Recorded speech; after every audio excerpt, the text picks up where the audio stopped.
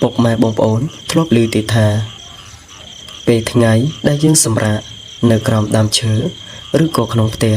ឬក៏កន្លែងណាមួយចាស់ថាខ្លះគឺមានថ្ងៃចកតចំណែកឯចាស់ទៀតថាមានខ្មោចចកតតើបងប្អូនធ្លាប់ជឿរឿងនេះដែរឬអត់សាច់រឿងនេះគឺខ្ញុំបានមកពីលោកពូសានដែលគាត់បាននិយាយប្រាប់ខ្ញុំចង់ដឹងថាសាច់រឿងនេះទៅជាយ៉ាងណាសូមបងប្អូនតាមដានស្ដាប់ជាមួយខ្ញុំបានទាំងអស់គ្នាលោកពូសានគាត់បាននិយាយថាកាលគាត់នៅពីក្មេងអាយុគាត់ប្រហែលជា15ឆ្នាំគាត់បានជួបប្រទះនឹងរឿងមួយនេះគាត់ថាអ្នកភូមិគាត់នោះតែងតែទៅឃ្វាគូនៅដើមភូមិពេលនោះគោតាមផ្ទះមិនក្រោមពី2ឬក៏4គោនោះទេអ្នកភូមិតែងតែប្រឡែងគោដើម្បីទៅចុងភូមិដើម្បីទៅឲ្យវាទៅស៊ីស្មៅក៏ប៉ុន្តែគាត់មិនប្រឡែងគោនោះឡើយព្រោះថាគោគាត់គឺជាគោឈ្មោល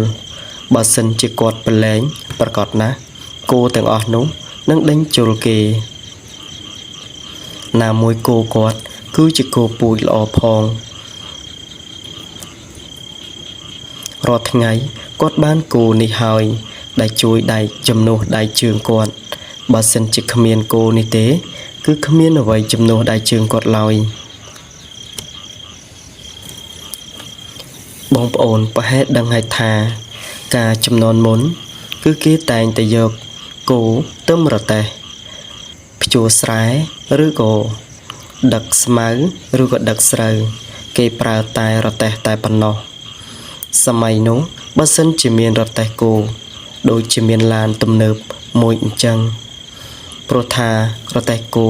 គឺអាចដឹកអ្វីក៏បានដែរដូចជាខែប្រាំងប្រជាជនយើងតែងតែយករទេះគោទៅដឹកស្រូវឬក៏ដឹកសម្បើងឬក៏ដឹកសម្ភារៈផ្សេងមិនថាជាឈើឬក៏អុសឬក៏អ្វីទៀតក៏ដោយគឺអាចដឹកបានទាំងអស់ចំណែកឯខែវស្សាវិញគឺអាចដឹកបានកណ្ដាប់ស្រូវឬក៏អ្នកស្ទូងឬក៏អ្នកធ្វើដំណើរដើម្បីឲ្យពួកគាត់ស្រួលការធ្វើដំណើរដែរកាលនោះមានរទេះគោដូចជាមានឡានអញ្ចឹងតោះបងប្អូនកុំឲ្យខាតពេលយូរមកចូលសាច់រឿងរបស់លោកពូសានទៀតពេលដែលអ្នកភូមិបានប្រឡែងគោរបស់ពួកគាត់ទៅអស់ហើយលោកពូសានទើបគាត់បានដឹកគោរបស់គាត់ចេញពីក្នុងផ្ទះព្រោះថាគោគាត់ធំហើយគឺជាគោឈ្មោលទៀតដូច្នេះហើយគាត់មិនហ៊ានប្រឡែងទៅជាមួយអ្នកភូមិនោះទេបើសិនជាគាត់ហ៊ានប្រឡែងគោទៅជាមួយអ្នកភូមិនោះប្រកាសណាស់គោគាត់នឹងជុលគ្នារយះរយាយខ្លួនអស់ហើយគោខ្លះនឹងអាចបាក់ស្នែងចំណែកឯគោខ្លះទៀតនឹងអាចខ្វាក់ភ្នែកព្រោះចំនួននោះគឺគេលេងស្នែងគោខ្លាំងណាស់ស្នែងគោល្មមក៏គេសម្រួចឲ្យស្រួចដែរដូច្នេះហើយទើបគាត់ប្រយ័ត្នគោគាត់នេះឯងពេលដែលអ្នកភូមិប្រឡែងគោទៅចុងភូមិឲ្យស៊ីស្មៅអស់ហើយទើបគាត់បានដឹកគោគាត់ទៅកន្លែងទួលមួយដែលទួលនោះគេហៅថាគឺជាទួលចាស់ទួលនោះមានទំហំធំល្មមហើយក៏មានដើមអំពិលមួយនៅចំកណ្ដាលនោះដែរលោកពូសានគាត់ក៏បានយកគោទៅចងនៅទីនោះពេលដែលគាត់ធ្វើដំណើរទៅនៅក្នុងខ្លួនរបស់គាត់គឺមានទឹកមួយដបបាយកញ្ចប់និងខ្សែគោនិងខ្សែប្រឡាយថែមទាំងមានកូនពុទ្ធៅមួយសម្រាប់ដំឆ្នាំងគោនោះឯងពេលដែលគាត់ដឹកគោទៅដល់ទួលគាត់ក៏បានយកខ្សែប្រឡាយគោដើម្បីបោះឲ្យគោព្រោះថាម្ដុំនោះសម្បូរស្មៅឬក៏វល្លិឬក៏រុក្ខជាតិផ្សេងសម្រាប់ឲ្យគោស៊ីដែរគាត់តែងតែធ្វើបែបនេះព្រោះគាត់មិនចង់ទៅមើលជាមួយអ្នកភូមិនោះទេព្រោះគោរបស់គាត់គឺជាគោឈ្មោលបងប្អូនដឹងហើយគោឈ្មោលឲ្យតែឃើញគ្នាវានឹងជុលគ្នាហើយពេលដែលគាត់បានបោះឆ្នឹងរួចរាល់គាត់ក៏បានមកសម្រាកនៅក្រោមដើមអំពិល ពេលដែលគាត់អង្គុយសម្រាកនៅក្រោមដើមអំពិលនោះខ្យល់ត្រជាក់ក៏បានផាត់មកបន្តិចហើយគាត់ក៏បានស្រាយបាយកញ្ចប់របស់គាត់អង្គុយហូបជាមួយនឹងប្រហុកដុតដែលគាត់បានវិចទៅឯងគាត់ហូបបណ្ដើមើលគោបណ្ដើហើយគាត់ក៏មានឆ្កែរបស់គាត់មួយដែរគឺវាមានឈ្មោះថាអាឡុកឆ្កែគាត់ឈ្មោះអាឡុកនោះគឺឆ្លាតខ្លាំងណាស់ឲ្យតែនាំវាចូលព្រៃ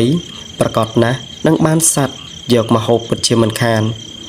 មិនថាជាសត្វកណ្ដុរសត្វទន្សាយឬក៏ជាសត្វឆ្កាឬគឺជាពស់នោះទេឲ្យតែសត្វឆ្កែរបស់គាត់នេះជួបប្រកបណាស់វានឹងខំយកឲ្យគាត់ពិតជាមិនខានពេលដែលគាត់ហូបបាយរួចរាល់គាត់ក៏បានរៀបចំសម្ភារៈរបស់គាត់ចំណែកឯឆ្កែរបស់គាត់ក៏បានទៅរកសត្វនៅក្នុងព្រៃនៅគៀនទួលនោះបាត់ទៅគាត់អង្គុយបណ្ដើមើលគោគាត់បណ្ដើខ្យល់ត្រជាក់រសេករសៀកក៏ចេះតែបង្ហើរមកធ្វើឲ្យភ្នែកគាត់ក៏ចាប់ផ្ដើមទទន់គាត់ក៏បានយកក្រមាស្រាយពីលើក្បាលយកមកក្រាលនៅឯម្លប់ដើមពិលនោះទៅពេលដែលគាត់ក្រាលក្រមារួចគាត់ក៏បានដាក់ខ្លួនដើម្បីសម្រាកនៅក្រោមដើមអំពិលនោះពេលដែលគាត់កំពុងតែសម្រាកខ្យល់វាមករសៀករសៀកភ្នែកគាត់សម្លឹងទៅមើលដើមអំពិលមើលទៅគួរឲ្យត្រជាក់ត្រឈឹងខ្លាំងណាស់ភ្នែកគាត់រលាវស្រាប់តែពេលនោះគាត់ក៏បានឃើញស្រមោលខ្មៅមួយបានលោតពីលើដើមអំពិលទៅវិញទៅមកគាត់ប្រឹងសម្លឹងមើលចុះឡើងស្រាប់តែស្រមោលខ្មៅវាបានចេញជាពីរពេលនោះភ្នែកគាត់មិនទាន់នឹងសម្រាកភ្លក់ផងស្រាប់តែពេលនោះស្រមោលខ្មៅក៏បានលោតមកស្រគប់លើគាត់តែម្ដងពូសានខំប្រឹងរើខ្លាំងណាស់គាត់រើដៃផងរើជើងផងខំប្រឹងរើខ្លួនយ៉ាងណាក៏មិនរួចនោះដែរដោយត្រូវសំដំឬអ្វីមួយចឹងគាត់ព្យាយាមរើខ្លាំងណាស់គាត់រើដៃផងរើជើងផងនិងប្រឹងស្រែកផងក៏ប៉ុន្តែស្រែកមិនរួចនោះឡើយពេលនោះគាត់ក៏បានសម្លឹងទៅមើលស្រមោលខ្មៅនោះស្រាប់តែឃើញស្រមោលខ្មៅមួយទៀតលោតពីលើដើមអំពិលមកសង្កត់គាត់ម្ដងទៀតពេលនោះស្រមោលខ្មៅក៏បានធំឡើងចំណែកឯគាត់ក៏ប្រឹងខំរើតែគាត់រើមិនរួចឡើយពេលនោះខ្លួនគាត់ក៏ថប់ដង្ហើមគិតអ្វីក៏មិនចេញស្រមោលខ្មៅក៏ចាប់ផ្ដើមបញ្ចេញមុខមាត់ឲ្យគាត់មើលឃើញភ្នែកស្រមោលខ្មៅនោះក៏ចាប់ផ្ដើមលៀនចេញមកក្រហមចំណែកឯមាត់សិតតែឈាមសក់រញ៉េរញ៉ៃដៃវិញសិតតែក្រចកគាត់ភ័យរន្ធត់ខ្លាំងណាស់គាត់ក៏បានបិទភ្នែកហើយនឹកទៅដល់គុណព្រះពុទ្ធព្រះធម៌ព្រះសង្ឃពេលនោះគាត់ក៏បានសូត្រនៅធម៌អ្វីម្យ៉ាងពេលដែលគាត់សូត្ររួចក៏គាត់ប្រឹងរើណាស់ដែរក៏ប៉ុន្តែរើមិនទាន់រួចនោះទេពេលដែលគាត់សូត្របណ្ដើវាកាន់តែរឹតបណ្ដើយូរទៅអន្ទ្រូងគាត់ក៏ចាប់ផ្ដើមធ្ងន់ទៅតែទៅពេលគាត់សូត្រធម៌ចប់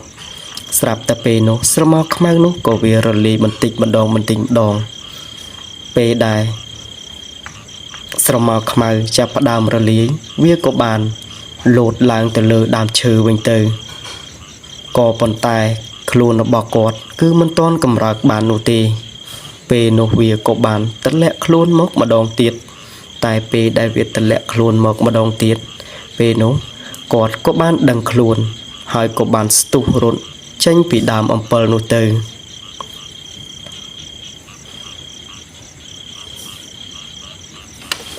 ពេលដែលគាត់រត់ចេញពីដើមអំពិលនោះខ្លួនគាត់ភ័យខ្លាំងណាស់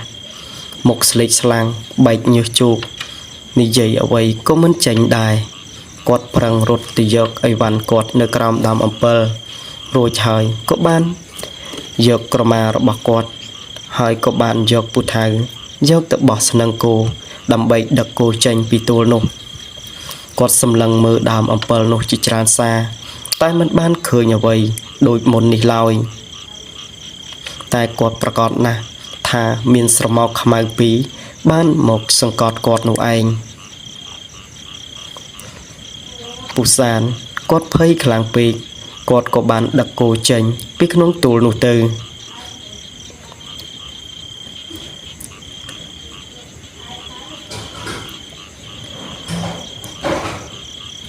ពេលដែលគាត់មកដល់ផ្ទះមុខគាត់ស្លេកស្លាំងហើយក៏ទៅប្រាប់ឪពុករបស់គាត់ថាណែពុកថ្ងៃមិញខ្ញុំបានយកគោទៅចងនៅឯទូលចាស់ដែលទូលមានដើមអំពិលនៅកណ្ដាលនោះឯងខ្ញុំចងរួចខ្ញុំក៏បានអង្គុយហូបបាយពេលដែលខ្ញុំអង្គុយហូបបាយស្រាប់តែខ្ញុំកំពុងហូបបាយពេលនោះខ្ញុំក៏បានដាក់ខ្លួនសម្រាកដេកនៅក្រោមដើមអំពិលនោះ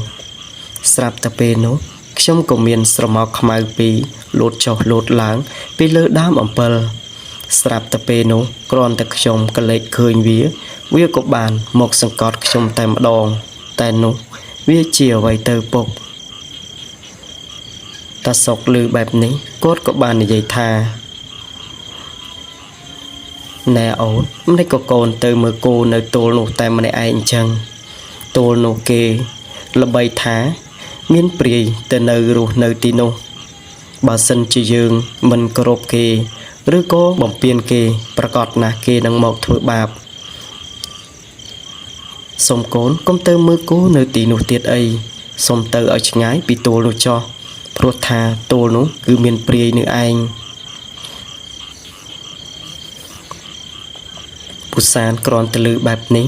គាត់ក៏បាននិយាយថាមែនហើយពុកពេលថ្ងៃមិញខ្ញុំបានហូបបាយតែខ្ញុំគ្មានហៅគេនោះទេប្រហែលជាគេប្រកាន់ខ្ញុំហើយបានគេចកត់ខ្ញុំបែបនេះពូសុកក៏បានឆ្លើយថានឹងហើយកូនប្រហែលជាអញ្ចឹងហើយអញ្ចឹងមិនអីទេចាំពុកស្រោចទឹកឲ្យពេលនោះពូសានគាត់ក៏បានឲ្យឪពុករបស់គាត់ស្រោចទឹកឲ្យទៅហើយគាត់ក៏បានលែងហ៊ានទៅមើលគោនៅឯទូលនឹងទៀតហើយគាត់ស្បត់ថាឈប់ទៅមើលនៅទូលនឹងទៀតគាត់ទៅចងគោនៅឯវាលស្រែវិញហើយក៏មិនហ៊ានដេកថ្ងៃដូចជាមុនទៀតដែរហើយសាច់រឿងខ្ញុំក៏សូមទៅចប់ត្រឹមនេះអរគុណពុកម៉ែបងប្អូនទាំងអស់គ្នាដែលតាមដានស្ដាប់សាច់រឿងមួយនេះខ្ញុំសង្ឃឹមថាជួបពុកម៉ែបងប្អូននៅសាច់រឿងក្រោយទៀតសូមអរគុណសូមជម្រាបលា